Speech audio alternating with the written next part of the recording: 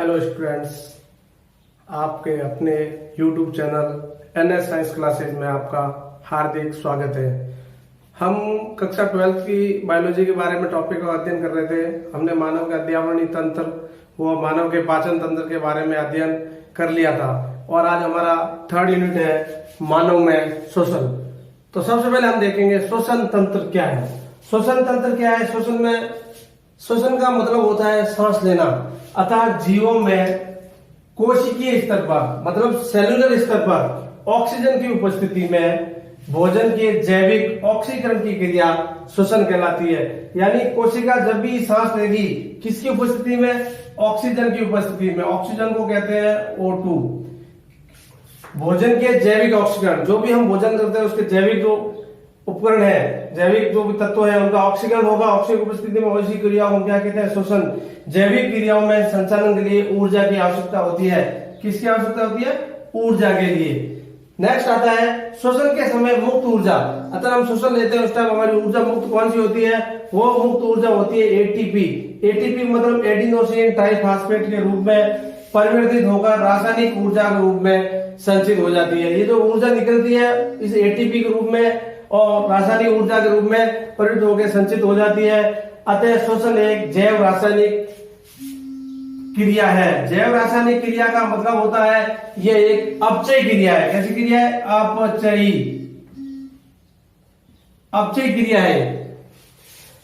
खाद्य अणुओं में उपस्थित कार्बोहाइड्रेट का ऑक्सीजन की उपस्थिति में ऑक्सीकरण होने से ऊर्जा विमुक्त होती है, यानी ऊर्जा निकलती है। इस प्रक्रिया में ग्लूकोज का उपयोग किया जाता है, इसलिए ग्लूकोज को कोशिकीय ईंधन यानी सेल्यूलर फ्यूल भी कहा जाता है। Glucose C6H5 C6H12O6।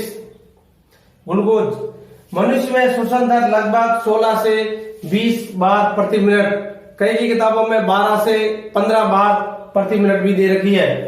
सामान्य श्वसन के दौरान लगभग 1500 ml वायु फेफड़ों में प्रत्येक चक्र में ग्रहण की जाती है। इसे फेफड़ों की कार्यात्मक अवशेष सामर्थ्य कहते हैं। अर्थात हम जब भी सामान्य जनरली भाषा में बात करें तो कॉमनली जब श्वसन प्रक्रिया करते हैं तब हमारे फेफड़ों से 1500 ml वायु फेफड़ों में एक चक्र में लेना और निकालने में पूर्ण रूप से ग्रहण करती है और इसी को फेफड़ों का कार्यात्मक अवशेष सामर्थ्य कहते हैं।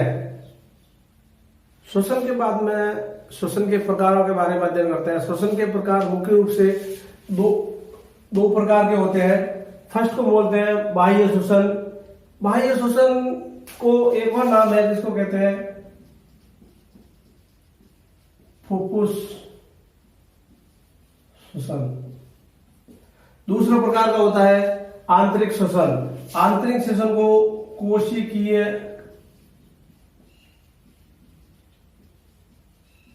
श्वसन भी कहते हैं और इसे अंतः श्वसन भी कहते हैं।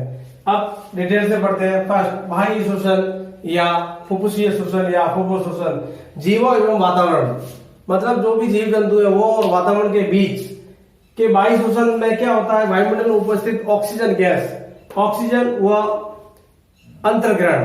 अंतर्ग्रहण का मतलब अंदर कौन सी गैस ली जाती है? ऑक्सीजन। अर्थात वायुमंडल में ऑक्सीजन या O2 को अंतर्ग्रहण एवं कार्बन डाइऑक्साइड CO2 का निष्कासन करना। यानी हम श्वसन माध्यम में बाह्य वातावरण में ऑक्सीजन को अंदर ग्रहण करेंगे और अंदर से कार्बन डाइऑक्साइड को बाहर निकालेंगे। ये बाह्य श्वसन कहलाता है। बाह्य श्वसन की क्रिया फुफ्फुस में पूर्ण होने के कारण बाह्य श्वसन की क्रिया कहां पूर्ण होती है? फेफड़ों में यानी फुफ्फुस में। फुफ्फुस में पूर्ण होने के कारण इसे फुफ्फुस श्वसन कहते हैं। तथा ऑक्सीजन व कार्बन डाइऑक्साइड के विनिमय का मतलब होता है गैसों का आदान प्रदान। एक गैस अंदर जाएगी तो दूसरी गैस बाहर निकलेगी, ये विनिमय होता है। विनिमय के कारण इसे गैसीय विनिमय भी कहते हैं और ये एक भौतिक क्रिया है। यानी बाह्य श्वसन या फुफ्फुस श्वसन कैसी क्रिया है? भौतिक क्रिया है। बाह्य श्वसन के बाद में दूसरा प्रकार है आंतरिक श्वसन। आंतरिक श्वसन को अंतः श्वसन भी कहते हैं तथा इसे कोशिकीय श्वसन भी कहते हैं। यह प्रक्रिया कोशिका के जीव द्रव्य में संपन्न होती है। अतः आंतरिक श्वसन को कोशिकीय श्वसन कहते हैं। अर्थात कोशिकीय शोषण कहने का कारण ही आंतरिक शोषण को इसलिए है कि ये कोशिका यानी सेल के जीवित के अंदर संपन्न होती है, इसलिए इसको कोशिकीय शोषण कहते हैं। या इसका एक नाम और है, अंदर कोशिका के होने वाले शोषण कार्य से अंतर शोषण भी कहते हैं। अंतर शोषण के कुछ प्रकार है या आंतरिक शोषण के प्रकार है, ये दो प्रकार के होते हैं। फर्स्ट होता है अनॉक्सी शोषण और दूसरा होता है ऑक्सी शोषण। अनॉक्सी शोषण को इंग्लिश में एनारोबिक रेस्पिरेशन या एरोबिक, ऑक्सी शोषण को एरोबिक रेस्पिरेशन कहते हैं।